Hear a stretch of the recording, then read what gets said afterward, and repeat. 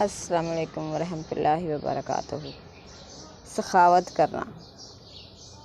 حضرت انس رضی اللہ عنہ فرماتے ہیں، حضور صلی اللہ علیہ وسلم نے سب سے پہلے جو بیان فرمایا، اس کی صورت یہ ہوئی کہ آپ صلی اللہ علیہ وسلم منبر پر تشریف لے گئے اور اللہ کی حمد و ثنا بیان کی اور فرمایا، اے لوگو، اللہ تعالیٰ نے تمہارے لیے اسلام کو بطور دین کے پسند فرمایا ہے، لہٰذا اسلام میں سخاوت اور حسن اخلاق کے ساتھ اچھی زندگی گزارو۔ غور سے سنو۔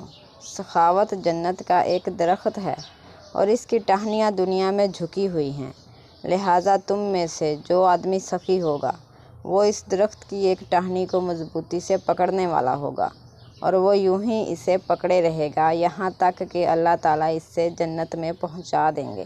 ماشاءاللہ۔ غور سے سنو۔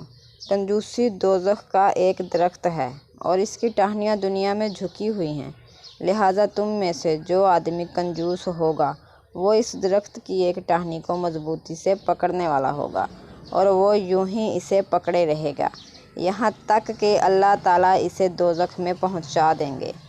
پھر آپ صلی اللہ علیہ وسلم نے 2 مرتبہ فرمایا، تم لوگ اللہ کی وجہ سے سخاوت کو اختیار کرو، تم لوگ اللہ کی وجہ سے سخاوت کو اختیار کرو۔